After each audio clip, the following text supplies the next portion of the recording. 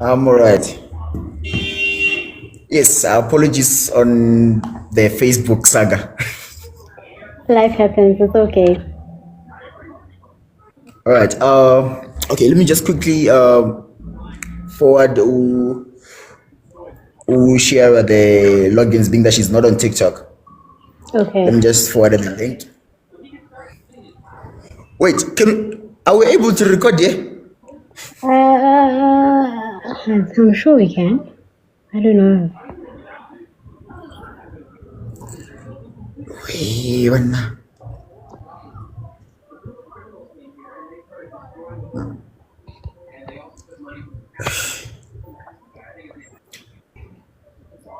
Okay, it's fine. I'll make a plan to retrieve this. Yes, good people. Welcome to the first ever Blue Live session with the myth, the legend herself. Girl. Yes, so basically, like the reason why the Blue Live was essentially like established, it's basically to just like share more knowledge regarding type 1 diabetes, being that oh yes, hi to everyone who just joined, being that like both of us are type 1 diabetes, and I'm a firm believer that like knowledge is power, and powerless if you get it and do not acknowledge it, you see. So yes, that's why we are basically here. We are just trying to like speak beyond like the needle, basically. Like there are a lot of aspects that actually drive type 1 diabetes. Like it's a lot. Like today I'm going like crazy. So yeah. I'm glad I'm not the only So one. Sally, I don't worry, we're perishing together. Yeah. Yes.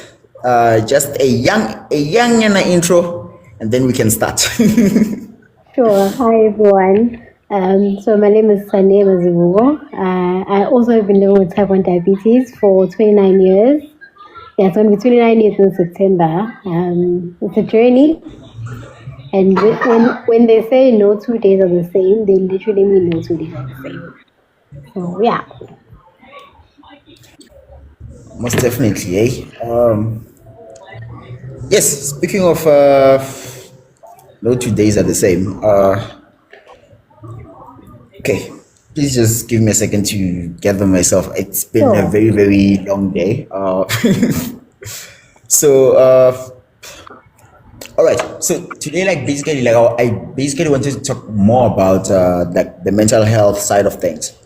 Being that June was Mental Health Awareness Month, Men's Mental Health Awareness Month, and there's also like a lot of stigma regarding type 1 diabetes. Like for example, with myself, how I deal with this, I just write. See, so I just write some poetry, then upload. But I know that there's a child somewhere who's going to do the same thing. They do not have anyone to speak to.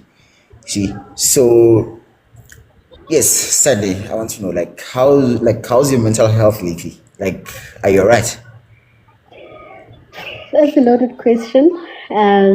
Because I think with like diabetes, mental health as well has its ups and downs, right? There are days and there's seasons where you just like, life is good, everything's good, I'm on top of everything. And then the days where you're just like questioning a whole lot of things. Why me? Why do I have the diabetes? Why do I have this problem? Why am I going through this? Am I going through that? But for me, I think the primary reason why I also created the space, because you spoke about what about that child that doesn't have the ability to write or doesn't have an access point for them to release whatever they're going through. That's why I created this. I created the brand The Same Diabetic. My name is Sane, but it's called The Same Diabetic in the sense that I needed to speak with other people with diabetes about diabetes and not feel judged. Because sometimes I've experienced that talking to maybe grown-ups, talking to the doctors, talking to friends, family who are not living with diabetes, I feel like they don't quite get it. They don't quite get it the way another person with diabetes gets it. So that's why I created a space so as other people living with diabetes, we can learn from each other, we can vent, we can feel comfortable and safe through the whole process.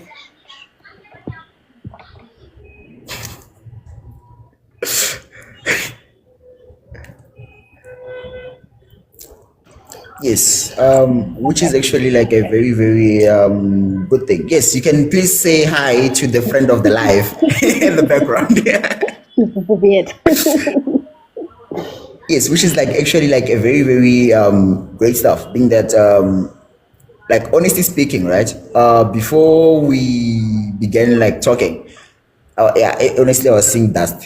You see, but like because of the diabetes community, like slowly but surely, we are getting there, and yeah. So okay, give especially me a second. especially in the, especially in the South African context, right? I think, like I said, I got diagnosed 29 years ago, and when I went online to try to find people who look like me, who sound like me, I found a lot of Americans. I found a lot of UK people. About 10 years ago, those people had access to CGMs, which we didn't have access to. It felt like a dream. But now in South Africa, we've got options on what kind of CGMs we can use.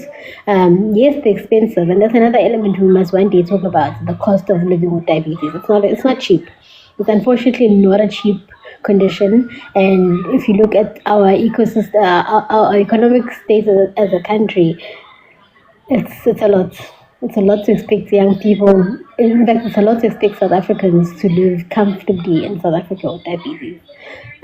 So I created the space so that I could speak to people where I speak about South African food. You would understand exactly what I'm talking about, as opposed to people, the Americans speaking about their version of food and how they prepare themselves to eat their food, which doesn't really link to us as South Africans. Most definitely. And as you just mentioned, that diabetes is a very, very expensive condition. So recently I was actually like going through like my finances to see that how much does it cost for me to be alive. And apparently I spend close to 70,000 plus in a year. So that's including my medication, my food that I eat. Yes, the food that I eat, what's this? The needles, the constant Yeah. checkups. Yeah. So it's a very, very expensive condition, basically. And being that it's very, very expensive, there is also like a point in time where like you just feel exhausted, like you get burnt out, right? So like I want to know, like, what does like diabetes burnout look like? For me, it looks like me not looking at my numbers. It looks like me knowing that I have to take insulin so that I can stay alive, but also then not doing the calculations for the insulin. So it's a matter of taking my long acting and taking the bare minimum of my short acting before I eat. Just so that I can survive, okay? Because I don't want to die yet, but I'm just like, I need to survive, I need to be alive. I know I need to take my insulin, but not worrying about the numbers, not worrying about what am I eating, how's it affecting me, not worrying about moving around a bit, because also sometimes I see the blood sugars high, and I'm like, I'm still alive, I'm still alive. That's all I need right now. I'm still alive. I'm not going to try and bring it, I'm not going to try and correct it so that it's manageable and. That's how burnout shows up for me. I'm just like, the bare minimum. I'm still alive. I'm going to work with that. But also, I think the important thing about burnout, firstly, I'm glad that we are now talking about burnout because it felt like a shameful thing. Like, oh, what would my parents say if they knew that I wasn't doing this, that kind of thing. But when we started speaking about it in community and realizing that but we all go through diabetes burnout, it became somewhat a bit like of a okay, so I'm normal. I'm not doing anything wrong. I'm normal. It's normal for me to feel this way because other people living with diabetes also go through this period of not caring or not wanting to do anything. But don't live in the burnout. Let it go. Maybe give it 3 to 5 days. Yes, sharp. But don't stay too much in the burnout because getting yourself out of that is also a mission and a half. And sometimes people end up in hospital. Most definitely. Yeah, like honestly, like something that we really ever speak about is like how exhausting it is to basically like look at the numbers. Like there have been times where I just like log into the CGM app, then just look at the numbers, then I feel annoyed. Automatically, I just leave the app, and I and you know very well that I used to get annoyed whenever like this thing would wake me up in the middle of the night. Like, why is this thing so loud? To the point where like my phone was always on silent.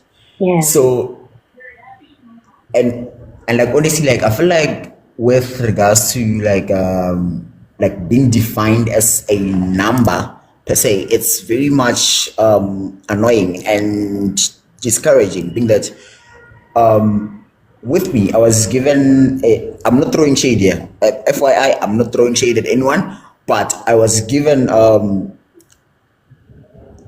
okay, so with me, I feel like there is something that my endo doesn't get. Being that, like, I feel like with him, it's basically like he went to school to go and like learn about diabetes, and I'm living with it. So like they're two different You are things. not a textbook.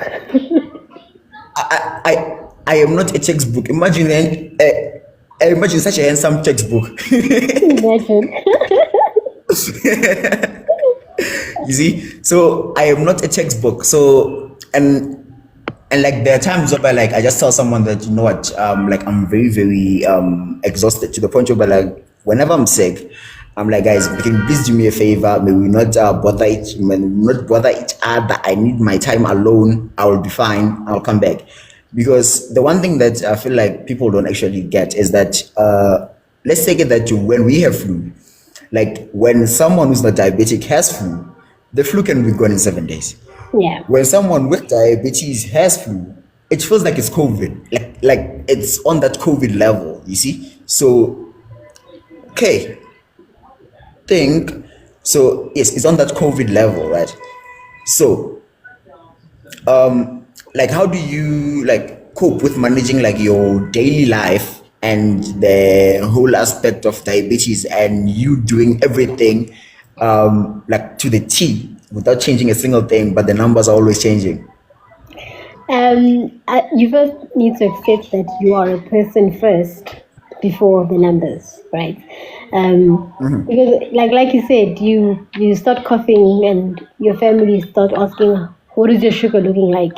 You start doing this or the other. The first question is, what is your sugars looking like? So I've accepted that I'm a person first, and I've also accepted that numbers are just data. They can sometimes for me be a sign that something is about to go wrong. I might not be there yet, but something is about to go wrong if the numbers go high. So that's how I tend to look at it. Like, what are my numbers looking like? If there's a sudden change, like suddenly the reading, I'm waking up in the 14s, then I start questioning myself, what did I do different yesterday? What is my body going through at the moment, so that I can try. So I've tried to change my mindset around the numbers, because in the past I'd be like, wake up 14 and I'm just like, oh no, I'm doing something wrong. But sometimes the numbers are just telling you that, be cautious, something is going on in your body, and you can still react to it. And also, it's okay to be 14 while you're going through the flu, because your body's going through something else at the time. It's also just forgiving yourself for not being a textbook and being out of reach. Most definitely. Yeah, let's hope that this thing is taking notes for me. So, but yes, another thing like that is like that's actually like a very huge thing, right? It's the sense of feeling alone. aspect of things, right? Let me give a prime example. Got diagnosed at grade 10. So I was already used to this life, right? And then Yeah. now that life automatically, like I had to switch now. I had to switch the way I eat. I had to switch the way I like basically like conduct everything. Being that like now the first thing that I How much of a switch was it, especially in the food element of it? And do you feel that you were equipped with enough knowledge that you can still eat your normal foods, but at a different portion, and how you prep your food might change just a little bit, but you can still enjoy your food? so with me, so what happened was basically I feel like with each and every diagnosis, like we share one thing in common. Like just tell you, actually like exactly 1,749 days ago, right? I Wow. went to the clinic. Yes, I'm keeping count. Yes, 1,749 days ago, I was wearing this exact jacket. Wow. Went to the clinic. Like, chief, you have diabetes. What's that? Because now it's fine. We'll take you to the hospital. Get to the hospital. Okay, so you're diabetic. This is a flex pen. This is how you use a flex pen. Go easy.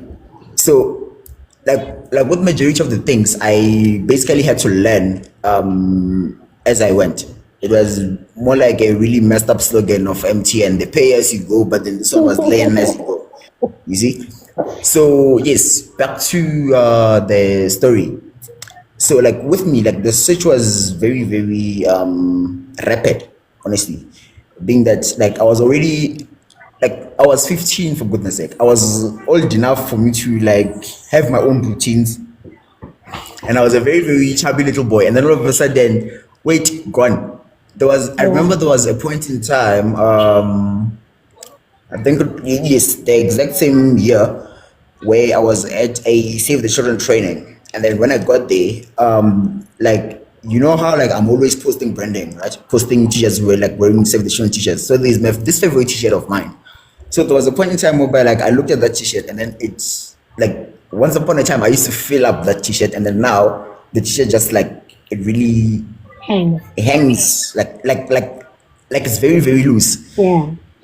Yeah, it was honestly a lot, to the point where I actually like had a mini breakdown, right? Mm. So and then comes to school like now, during break time before I eat, my friends just see me like disappearing, going to check my sugars. Before like every time before class, I'm always checking my sugars. I'm always ensuring that I'm fine, to the point of where like I was like, no, what, this is a lot. I just need a break. And when I decided to take that particular break, I my like I was actually coming along well, to the point where I was actually improving. So I decided like, let me just take a break, let me just be myself for once. Tried that, and that backfired. Like drastically, so to the point where like now my body was actually like rejecting the insulin that I was being given. You see, so like honestly, there's like with diabetes, like it comes like this sense of loneliness, being that like if you don't have a very stable network, you realize that you are basically like you are alone-ish in this journey. Like I really wish that like 5 years like 5 years ago, I really had someone to like hold my hand, say, listen, you're going through this. This is what we do. This is what you do. Because the majority of the things I really had to like figure out for myself. And the thing is, I was already used to this lifestyle, and now I must make my friends like, Chief, listen. So like now, before I eat, I must do this. Now I must do that. So it's really a lot. So like, how do you deal with like the diabetes loneliness? You can even like take it back to, like back when you were like in pre-primary school, like all the way to your high school and so on. So primary school felt very lonely. Obviously, I was diagnosed in primary school. I was in grade 1 at the time, and pretty much like you, the transition was very quick. obviously, I personally was in a coma for I think almost 2 weeks when I was diagnosed. I came out of the coma, went back to school. Oh, before I went back to school, somebody sat me down, told me I had to change how I eat, told me I had to take insulin every day for the rest of my life. But I never really got the why. They just told me I had to do these things, but I never got the why. And I realized as I grew up that I'm a person who likes to know the why, so that I see the bigger picture. So it was that, and then got back to school, and the teachers were over nice, and they're like, if you need to eat, just let us know. You can just go and get your food, whatever, whatever, whatever, whatever. But still, I never really quite got the why. I've got a colleague who's got a 7-year-old child who was diagnosed when he was 4 years old. And he speaks very freely about it, and he understands the relationship between his body, his insulin, etc., which I feel like as abantu abamnyama in our community where we're supposed to get the support, I feel like there's something still lacking in our awareness and knowledge of diabetes, to the point where when we get diagnosed and we're expected to live with diabetes, there's still that gap that is not filled. My colleague that I spoke about, Agafan Nat, but her son knows so much about diabetes. Sorry about the background. Like, there's a lot happening here where No I problem. and so for us as Indian Myanmar, there's a role that we still need to play in ensuring that not only our kids but also even the adults as well who are diagnosed with diabetes, they understand what this new lifestyle means for them and how they can ease into it and live a holistic life. It does get lonely when you're the only person in the room that needs to step out to have extra snacks. Hang on.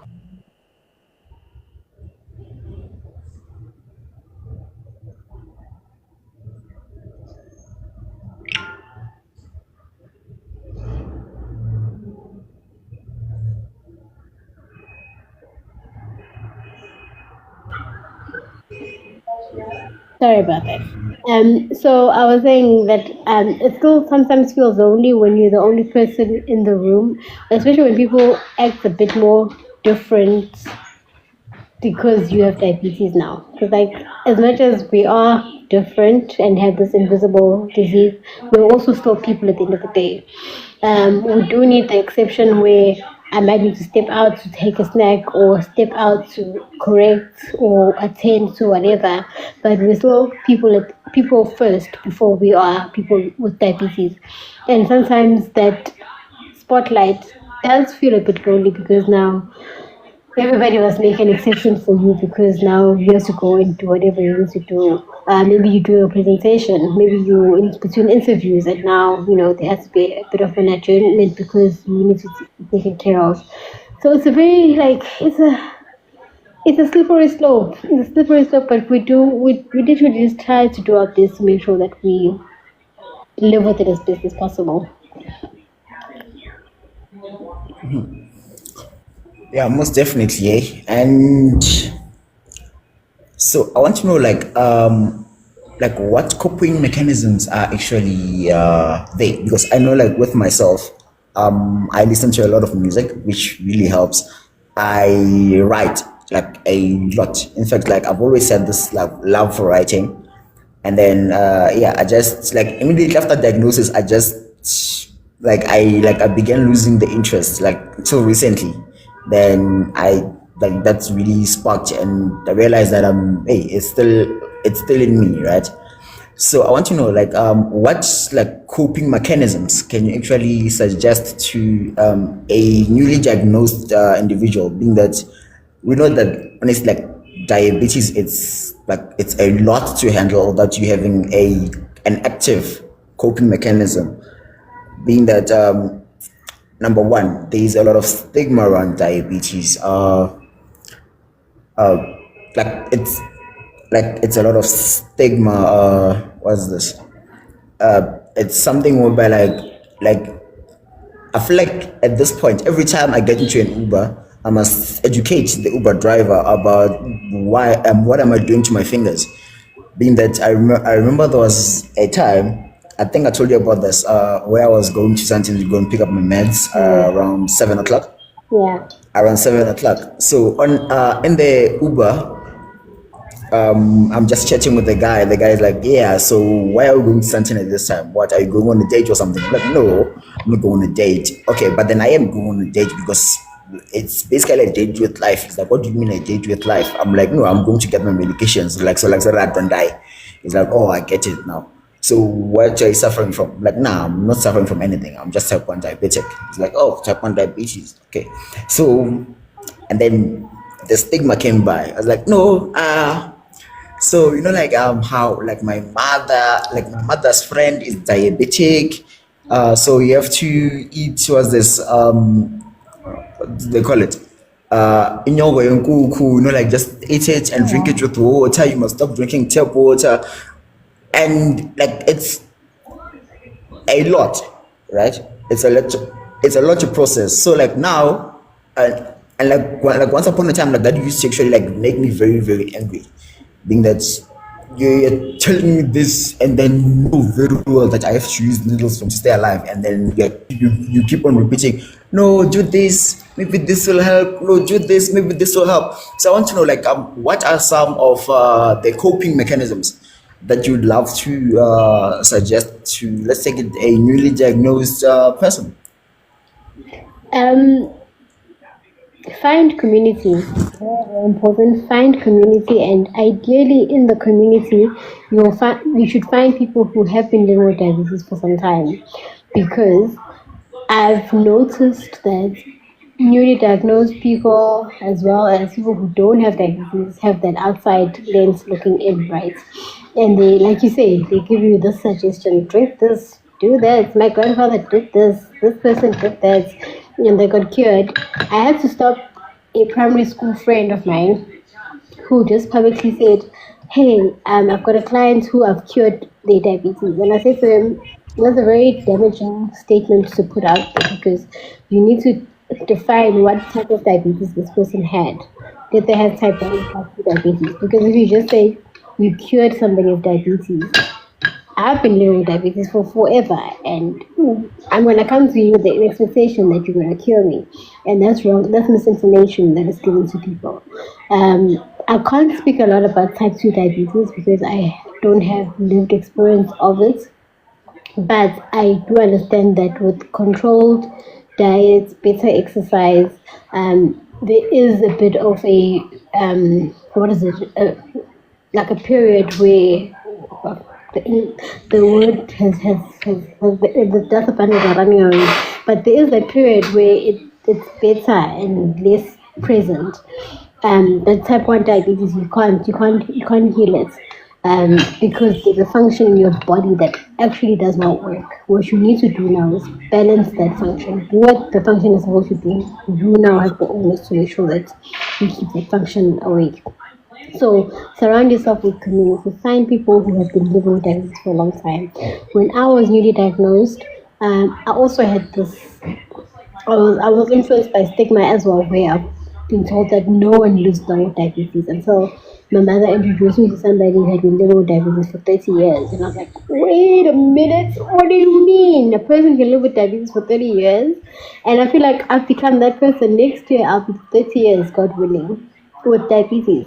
So you need to surround yourself with people who show you that it is possible to live with diabetes, and we don't have it all figured out.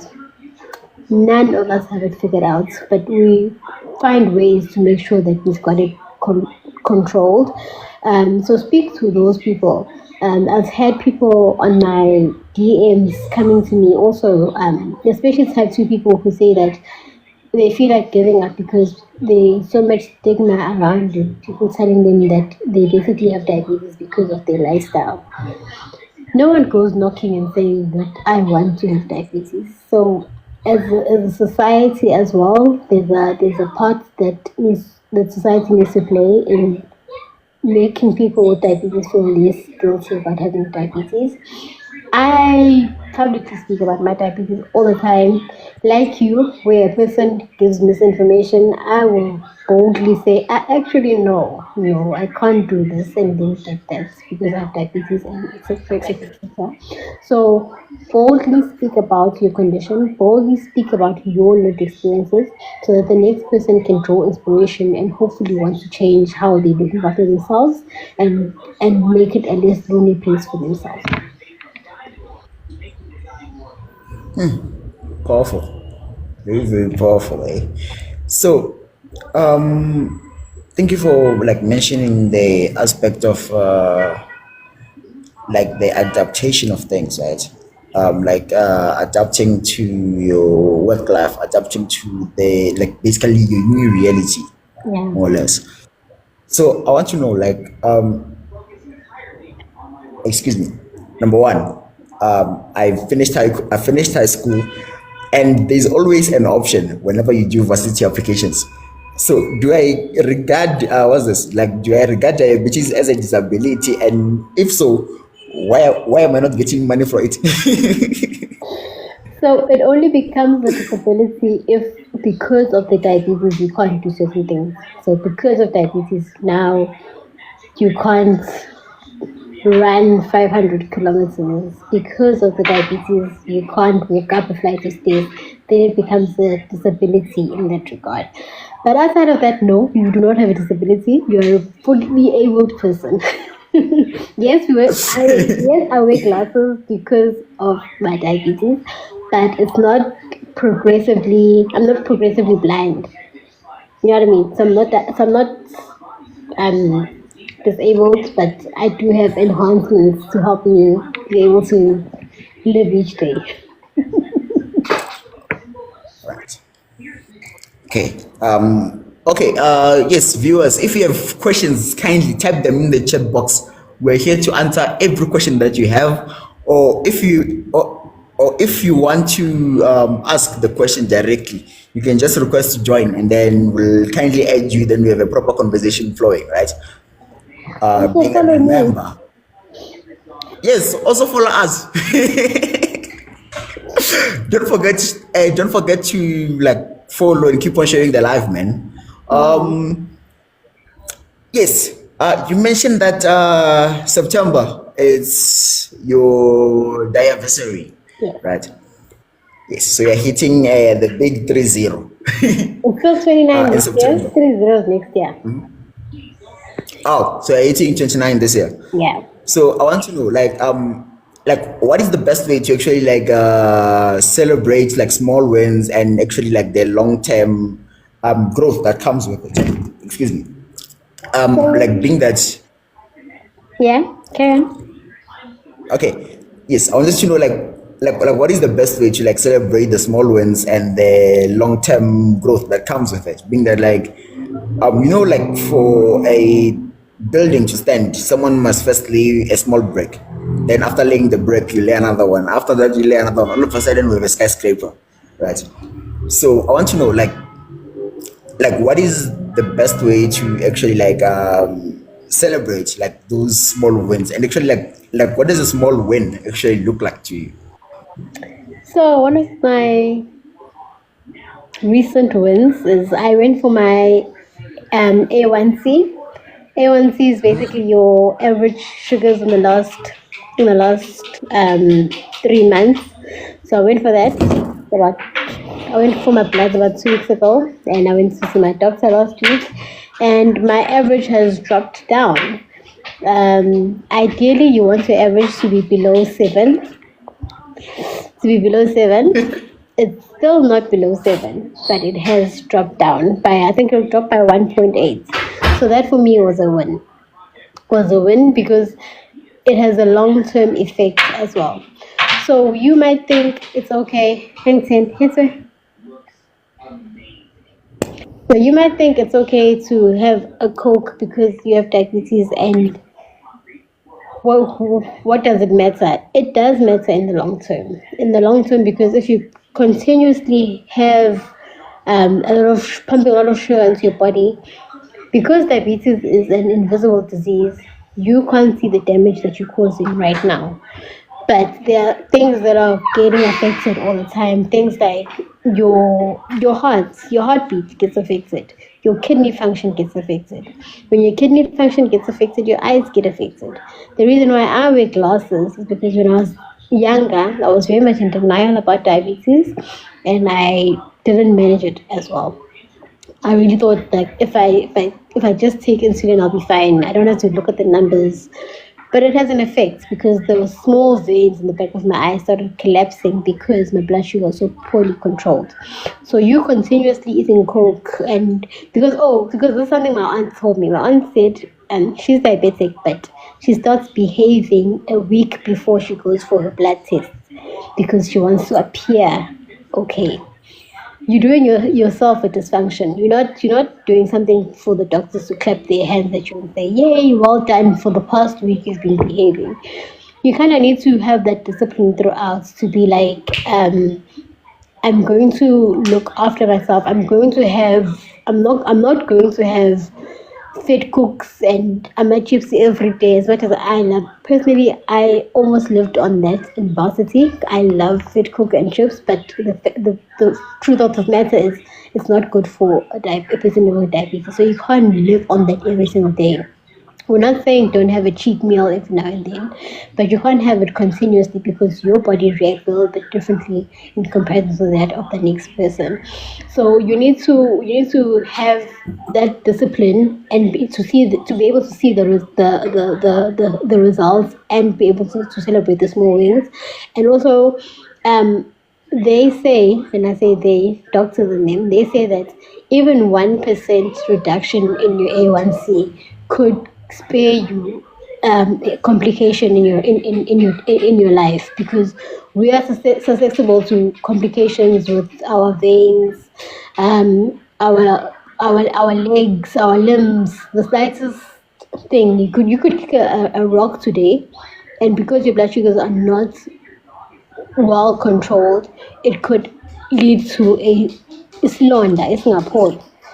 So you don't want to do that because we're sensitive in that regard. So in every aspect, when you enjoying yourself in the moment, always bring yourself back to be like, hey, I can't always go all the way to the end, because if I want to preserve my body and my life, I need to make sure that I do instill a bit of discipline.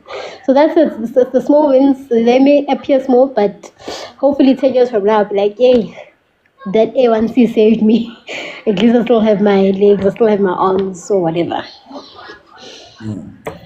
Great stuff. And I feel like with me, I can regard a small win with like me having basically like a visit from the diabetes unicorn, even though it seems that we're Yes. beefing.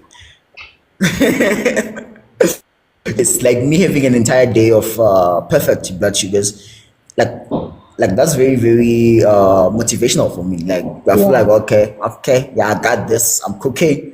You see, like everything happening online. You see, but as soon as I wake up and then I see a high power, a hypo, I do my very best to correct it to the point where if it does not work out, I can end up calling my endo. Like leadership, I need your assistance. What do I do with this? Like similar to today, today I woke up at a 14, then I took insulin, then the 14 shot up to the point where I was like, this is that like this one angvumi. Let me just give my endo a call. I gave him a call, and then he told me like just up the dosage, and then I up the dosage, and now we are all right. So Yeah. which is actually like it's a very very big win, being that I was able to shift a forex graph, being that I don't want the graph to go up. I always want it down the. But Is it? also So to that regard, that also the understanding of the condition plays a role in that, right? So if you could see that maybe you're waking up 14 for 3 consecutive days, you would know that you need to adjust your long-acting insulin because it's not as effective as it should be.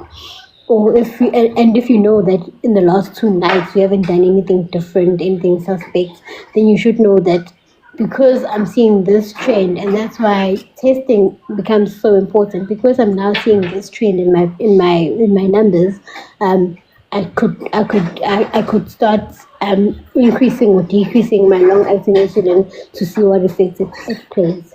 I don't know if you saw the question. There's a question there that says, what is the cause of diabetes? I think maybe you can just go into that.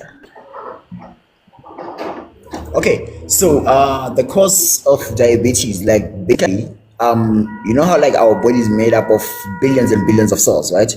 So the body, it sees like the cells that produce insulin in your pancreas. Yeah. Like now I'm explaining it like a textbook, right? So it goes like your body and it sees those particular cells as a threat, and then it begins attacking them to the point where when they're attacked, that like they die, they stop working entirely. So meaning that now your body cannot manually produce insulin by itself, like automatically. It means that like now you must start injecting insulin instead of like your body producing insulin by itself. So yeah, that is like one of the causes of diabetes. Number two, it can also be hereditary. Like hereditary, I mean like let's take it that now I'm diabetic. There are more chances of whenever I have a for the child to be diabetic, or it can skip a generation then go to the next, being that like now it's already part of the genes. So yes, if I omitted anything, Sani, can you assist? I think just to add on to the hereditary part of it, that's more in tune with type 2 diabetes as opposed to type 1. Type 1 diabetes, you can't really do anything in life to miss it. You could be diagnosed the day you are born because your pancreas is not producing insulin, or you could live a healthy life to 85 years old, and then on your 85th birthday, you can be diagnosed, not because you did anything wrong, but because your pancreas just decided that it's not going to produce insulin. With type 2, it becomes hereditary in the sense that people with type 2 diabetes, their bodies, they become insulin resistant. So we don't produce insulin, but their bodies become resistant to insulin, and then that's why they are required to have a look at their lifestyle. They do sometimes get given medication in the form of pills to help them maintain it a bit better, and yeah, maintain it a bit better. So in a nutshell, that's what causes diabetes. Sweet. I'm gonna have to run very soon because I've got a mini me that I need to attend to. All right. Okay, give me a second. Let me quickly flip the camera. Hey, man, what's going on today with technology? Why is the technology fighting me today? Yes. So, like in a nutshell, that's what causes diabetes.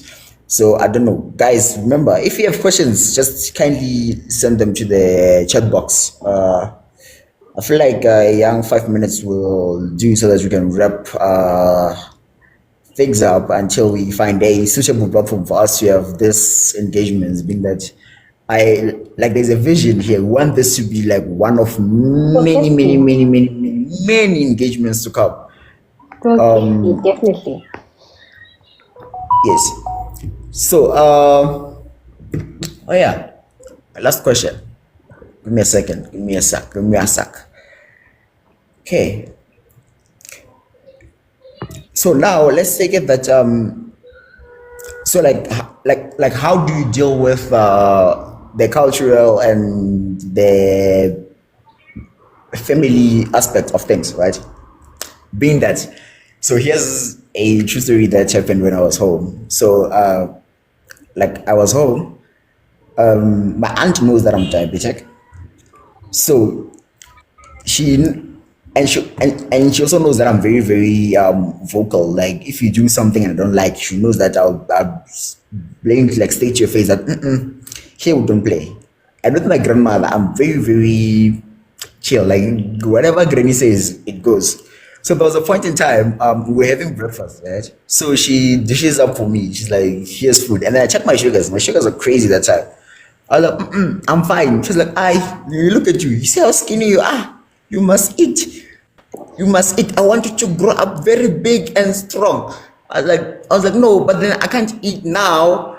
And then, lucky enough, my aunt saw, she was like, nah, it's fine. Just give him like some time. You'll eat because this one is from Joburg. This one they eat with timetables. And then, yeah, luckily enough, I got away. I got away with it via that way, because like honestly, if it was not that, yeah, it was gonna be difficult, like trying to explain to everyone that, hey guys, yes, so once the revive is happening, being that like that was a long time before actually me being vocal about my diabetes. That was a point in time whereby like now, whenever I needed to administer insulin, I'd have to go and find the nearest bathroom, and like now I'm all like chill about it. Even in the middle of a presentation, that I facilitate for work, can just pull out my noodle while talking, then we're all right. You see? So yes, if you were to like just give a young advice to a young person who's struggling with basically like grasping the cultural and the family setup of things, what would you say? It definitely helps being vocal about it.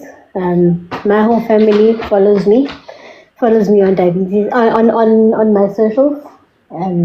My daughter, she's 5 years old. She's saying hi to you. She's saying hi. Hello. Hi. She's 5 years old, but she has an understanding of what diabetes is. So being vocal helps. It helps a lot because then the people around you understand what you're going through and what is happening. I also, in being vocal, please don't be disrespectful, because people will say, hi, yeah, for breakfast we have X, Y, and Z, and then you say, I'm diabetic, I can't have nye. Please be respectful about it. Understand your situation, understand where you are, because like you said, they said in Joburg you eat at a certain timetable. Here we eat at whatever time. You're going to have to adjust yourself in that situation. But that's where the education comes very strong for you as a person living with diabetes. Knowing how to balance your long-acting insulin, your short-acting insulin, and the type of foods that are available to you, and the activities that are available that you need to perform ekaya because you are at home. It goes a long way in helping you manage. A bit of a personal story for me. About 2 years ago, my dad passed away, and in that, being the firstborn, there was a whole lot of admin I had to take care of. So I was going to this office, that office, basically a whole lot of walking that I had to do. And somehow diabetes took a back seat. It was again a matter of injecting and carrying on with the day. But around 2 a.m. for like at least 4 consecutive days, my aunt would be woken up by my alarm going off. And she's like, what's going on? And I tell her that my blood sugar is dropping. And because she has known me to be vocal about my diabetes, it wasn't much of a shock to her. It was a matter of, okay, what do you need now? And going forward, what must we make sure is available for you? So it was a matter of me identifying where the nearest cool drink is so that I can just quickly take a cool drink, or the nearest whatever I needed at the time. So just being able to speak to the people around you so that they know how to support you, and they also know when the red flags are. Because for me, I find hypos, low blood sugar, more dangerous than hypers. I feel that with the high blood sugar, you can still correct it and bring it back. But with the hypo, it's normally a bit more immediate that your blood sugar drops.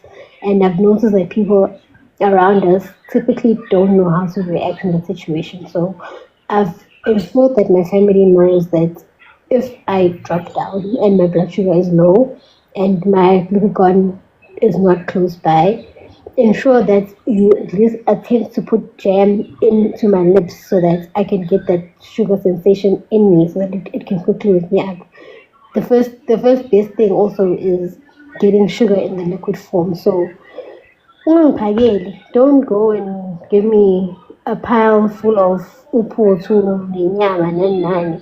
Instead, give me a coke, give me a cool drink first. It will quickly help me bring me up first, as opposed to then trying to give me solid food, which comes as a secondary thing in our cases. So be respectful, share with your family as much as you are comfortable to share, but also remember what is important to share with them that could save your life. And yeah.